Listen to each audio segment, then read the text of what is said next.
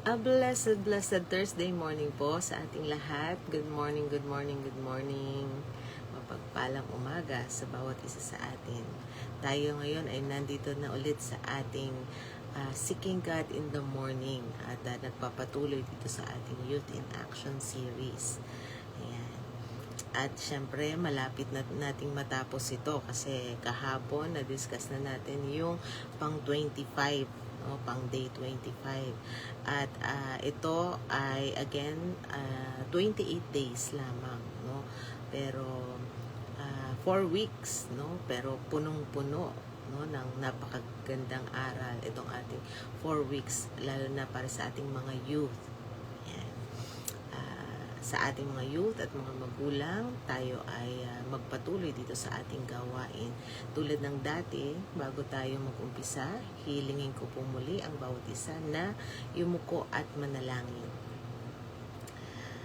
Ama naming Diyos na makapangyarihan sa lahat, maraming salamat po Ama sa oras na ito, sa pagkakataon na ito, na muli Panginoon kami ay magbubulay-bulay sa iyong banal na salita. Patuloy mo po nawa kaming kasyahan ng iyong banal na Espiritu, Ama, at patuloy mo kaming lukubin, Panginoon, ng iyong pag-ibig, pagpapala, karunungan, Panginoon. Dinadalangin namin na ikaw ang sumama, Ama, sa gawain ito.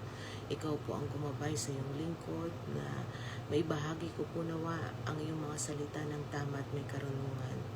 Patuloy mo po nawa kaming kalugdan, Ama, at tulungan mo na ang lahat ng aming matututunan, mapagbubulay-bulayan sa gawain ito ay patuloy na ikalago ng aming pananampalataya, maging liwanag sa aming buhay, at gayon din sa mga taong nakakasalamuha namin.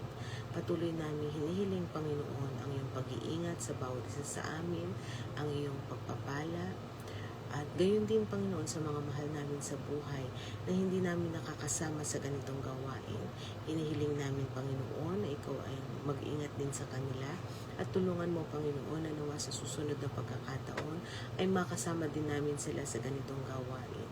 Patuloy din namin hinihiling, Panginoon, ang pagpapagaling mo, ang iyong mapagpalang haplos, Panginoon, sa mga anak mo na dumaraan sa mga pagkakasakit at mga pagsubok sa buhay. Patuloy mo po, Panginoon, silang pagalingin at patuloy na bigyang katagumpayan, Panginoon, sa lahat ng mga pagsubok na kanilang pinagdaraanan. At Ama, linisin mo po ang aming puso't isipan at patuloy mo po kami gawing katanggap-tanggap sa iyong banal na harapan. At muli ang lahat ng ito'y dalangin namin sa matamis na pangalan ni Jesus. Amen. Amen. Mapagpalang umaga po ulit, no, sa bawat isa sa atin. Again, welcome to day 26 nitong ating Youth in Action series. Nandito na tayo sa week 4. No, malapit na nating matapos ang ating championship season. Ayan. Pagkatapos nating pag-usapan kahapon, no, yung disiplina sa boundaries at ang halaga ng ating mga teammates sa oras na tayo ay haharap sa isang pinakamahirap na realidad, no, sa loob ng court. Ayan. At ito yung topic natin, no, ang playing through the pain o ang paglala, no, sa gitna ng sugat at sakit. Ayan. Kasi sa sports, no, hindi naman naiiwasan yung mga injuries, no. At sa ating buhay Kristiyano, mas lalong walang exempted sa mga problema, mga pagsubok at mga sakit, no, ng damdamin. Yan, yung mga pain, no, na ating nararanasan. Part yan ng ating buhay, no. Ano man ang katayuan mo, kahit ikaw pa yung pinakamayaman na tao, pinakamalakas na tao, pinakamatalinong tao, no, ay dumaraan sa mga pagsubok sa buhay, no, mga pain. Yan. Okay, so welcome sa ating day 26 again, week 4, the championship mindset, no, the community impact. At sa ating pagpapatuloy, syempre unahin muna nating basahin yung ating banal na kasulatan, yung ating scripture na pagbabatayan natin dito sa ating topic na ito, na matatagpuan natin sa Aklat ng Roma, Kapitulo 5, versikulo 3 hanggang 4. Ayan. So, Romans chapter 5, verse 3 to 4. Sa Tagalog, ito po ang sinasabi. At hindi lamang ito, kundi nagagalak din naman tayo sa ating mga kapighatian. Dahil alam natin na ang kapighatian ay nagbubunga ng pagtitiyaga, at ang pagtitiyaga ang pagtitiyaga ng napatunayang pagkatao, at ang napatunayang pagkatao ng pag-asa. Amen, amen. Basbasan nawa ng Panginoong Diyos ang pagkabasa ng banal na kasulatan. So, tandaan natin na napakahalaga na tayo ay maging matatag. Dahil sabi nga ito ay napatunayang pagkatao. Ibig sabihin, everyone na every human being in this world ay makakaranas nito. Pero ano yung kailangan natin na maging mindset dito, na dapat alam natin na itong kapighatian na ito ay may magandang binubunga sa atin. Nagbubunga ito ng pagtatiyaga. Yan. At yung ating pagtsatsaga ay nagbubunga ng katagumpayan at pag-asa sa bawat isa sa atin. Ayan. So, muli, welcome dito sa ating topic na ang title is Playing Through the Pain. Ayan. Ang ating message, Grit over adversity. Sa mundo ng sports, walang seryosong atleta na hindi nakakaranas ng sugat sa gitna ng isang napakahalagang laro o laban. May mga sandali ng isang player ay natatalisod, napipilayan, o nagkakaroon ng pasa. Masakit, mabigat, at kung minsan ay nakakadismaya. Ngunit ang isang tunay na kampiyon ay may tinatawag na grit. Ayan, ano yung grit o tibay ng loob? Kung hindi naman malubha yung injury, at feeling niya, kaya pa naman niyang tiisin, So, tinatapak lang niya yung sakit, hinihigpitan yung sintas ng sapatos, at bumabalik sa court upang maglaro pa rin through the pain, dahil mas matimbang yung layunin kesa sa panandali ang hirap o sakit na nararanasan. Yan. Ganon sa sports, At kung kayo ay mahilig manood ng basketball, makikita nyo yan, Doon sa mga laro, lalo na sa mga magagaling na player, Talagang pinipilit nila na tumayo, kahit talagang injured na sila. Ngayon, dito sa ating topic, na bilang youth in action, habang aktibo kayong naglilingkod, nagiging influencer sa inyong community, mararanasan ninyong masugatan din sa ating damdamin, sa ating puso. Hindi sa physical na paraan, kundi sa emotional at spiritual. Maaring makaranas kayo ng pagkabigo kapag hindi nagtagumpay ang isang proyekto. Yan. Maaring masaktan sa reaksyon o pambabaliwala ng ibang tao. O kaya naman, ay makaharap ng personal na pagsubok, yung kapaguran sa buhay, yung mga parang gusto mo nang sumuko. Yan. Ang normal na reaksyon kapag nasasaktan ay ang umupo sa bench. Ano yung bench, Doon sa kwarto mo, Doon sa comfort zone mo, babalik ka doon, Iiyak, Tutuluyang sumuko na sa laro, Ito yung masasabi nating immature way of handling yung mga emotional pains. Ayan. Although natural na pag nasaktan ka, syempre iiyak ka. At minsan sa pag-iyak mo gusto mong itago ito, at kung maaari walang makakita, normal yan, no? Normal. Pero kung bakit ko sinabing hindi siya mature, kasi minsan nag-stay ka na lang doon, ayaw mo nang tumayo, ayaw mo nang ipagpatuloy yung laban, no? Kasi yung may championship, no, may championship mindset na kabataan, nabibigyan binibigyan, no, ng ating head coach, ng ating Panginoong Diyos ng turo, no? Meron siyang matututunan dito sa mga pagsubok na ito, no? Bumabangon at nagpapatuloy ng katatagan.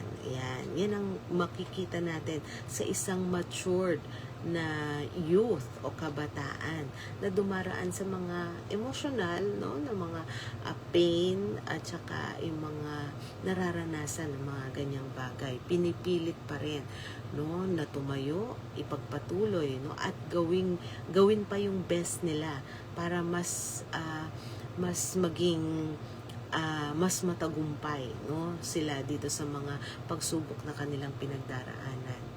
So again, no, ito ay para sa ating mga youth. Ang pagkakaroon ng sugat o pagsubok ay hindi tanda na talo ka sa laro. Ito ay patunay na ikaw ay nasa gitna ng laban. Kung nasaktan ka man o sa komunidad, no, nasaktan ka sa iyong grupo, o nakaranas ng matinding kabiguan sa isang mga plano na siguro pinagbuhusan mo talaga ng todo ng effort mo, pero hindi nag-work out, huwag mong hayaang i-bench ka lang ng kalaban sa pamamagitan ng tampo o panghihina ng loob. Lumapit ka kay Jesus para sa kanyang pampalakas at magpalakas ka, no, sa salita ng ating Panginoong Diyos, at pagpagalingin mo yung iyong damdamin, yung sarili, no, sa pag-ibig na meron siya, dahil handa siyang yakapin ka. Tumakbo ka sa kanya, no. Naalala ko tuloy yung awit no ni Mami na well done, no? Napakagandang awit, no? Kung ikaw ay feeling mo you are down, no? Run, no? Run sa ating Panginoong Diyos, no? Lumapit ka, He'll understand and say, well done. Ayan, napakagandang awit, no? Is a very encouraging na song. At ganun din, no? Para sa ating mga kabataan na minsan feeling natin down na tayo, no? Nasaktan yung loob natin, no? Magkaroon tayo ng lakas ng loob para tumayo, no? Unang-una sa lahat, ilapit natin sa ating Panginoong Diyos. Tulad ng aming anak na si Christine at ng aming pamangkin na si JN, no, na nagpakita ng determinasyon sa kanilang music video projects dito sa church, no. Itong nakaraang week, o nakaraang ilang araw, no, from Sunday nagstay dito, no, hanggang kahapon para tapusin itong kanilang music video project. Actually, pangalawang punta niya na ito kasi yung una maraming naging kulang, naging mali, no, at nais talaga nila, lalo ng aking pamangkin, no, na siyang naglilid dito, gusto talagang mas mapaayos, mas mapaganda itong proyekto na ito. Kaya kahit nagkamali dun sa una, no, tuloy pa rin, gawa pa rin ng paraan para ipagpatuloy, para mas mapaayos pa, ano. So hindi dapat mapanghinaan ng loob. So sa kabila, no, ng mga mahihirap na hamon, ang bawat pagsubok na pinagdadaanan nila, no, nila nitong mga nakaraan na araw, no, may pananampalataya, no. Ibig sabihin, sa pamamagitan ng pananampalataya ay nagpapatibay ng kanilang karakter upang maging mas epektibong leader sila para sa ating Panginoong Diyos. Ayan. So, para naman sa mga magulang, bilang assistant coaches, ayan, tandaan natin, nadudurog nga, no? Minsan nadudurog talaga yung puso natin kapag nakikita nating nasasaktan o nahihirapan ang ating mga anak sa labas. Ang unang instinct, no, natin na ay ilayo sila doon sa court o doon sa lugar na yon, o kaya bulyawan yung referee, yung kung sino man yung alba teacher o awayin yung teacher, ganyan yung minsan ginagawa ng mga magulang, no? Parang pakiramdam ng isang magulang na ay kung awa naman yung aking anak na ano ganito. Syempre andoon, no? Andoon yung concern natin bilang mga magulang. Pero no, ngunit alam natin na ang character ay hindi nabubuo sa madaling laro. Ayan.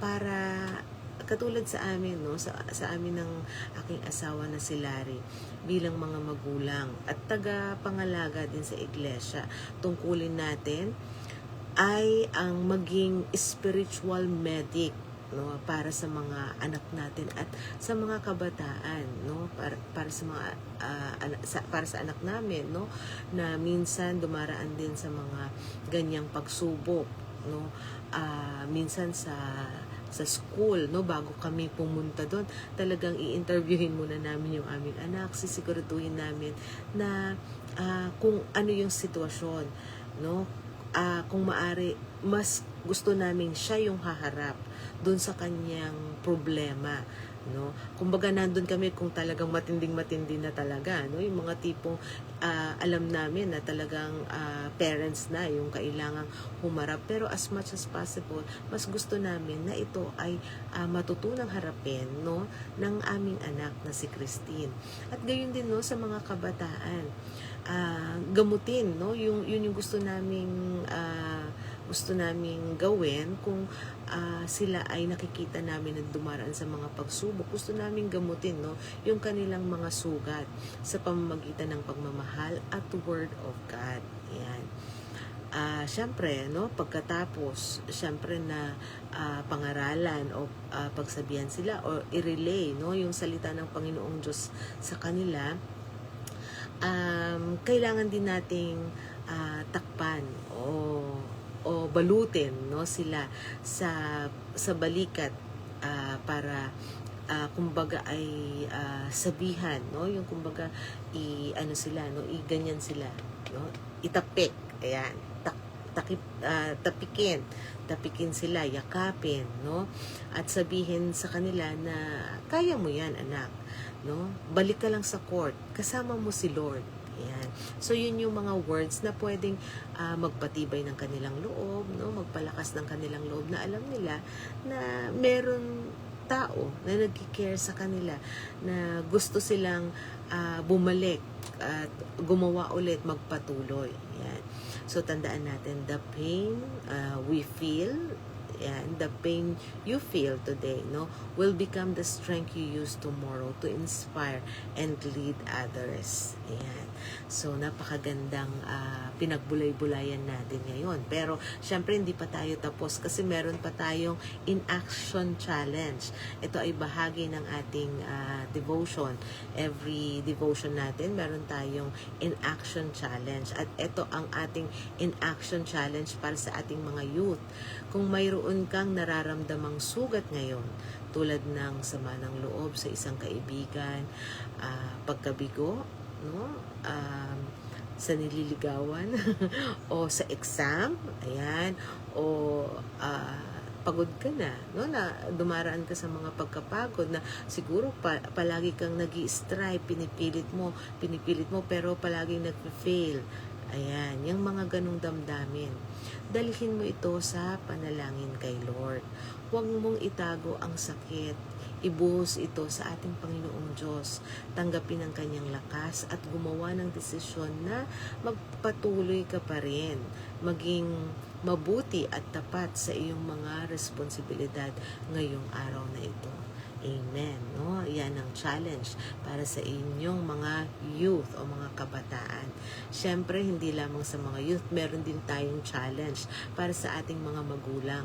Maglaan ng oras upang pakinggan ang inyong anak ng walang judgment o sermon. Ayan. Tanungin sila, anak, May nagpapabigat ba sa puso mo ngayon o nagpapasakit sa emosyon mo ngayon? Gusto mo bang pag-usapan? At lalo't higit, ipagdasal natin. Yun yung pinakamahalaga sa lahat.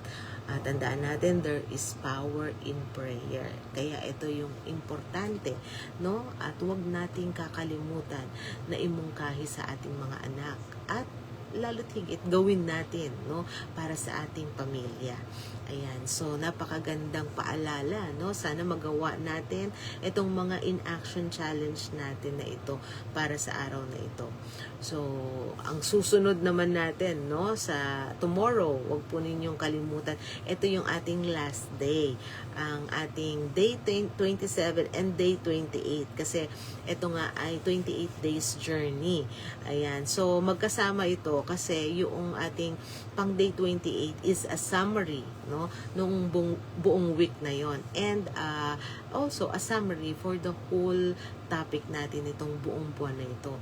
So we are almost done with month of May. Ayan, papasok na ang ating June at nakakatuwa, no? So tomorrow ihanda po natin, no, yung ating mga notebook ulit kung kayo ay nagte-take note, at ang ating topic is the final buzzer.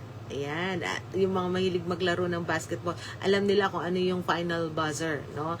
Malapit na ang dulo ng laban. Pag-uusapan natin kung papaano ang pagpapanatili ng focus hanggang sa huling segundo ng laro. Dahil ito ay nagpapatunay ng ating katapatan sa ating Panginoong Diyos, no? Sa misyon na binigay niya para sa atin.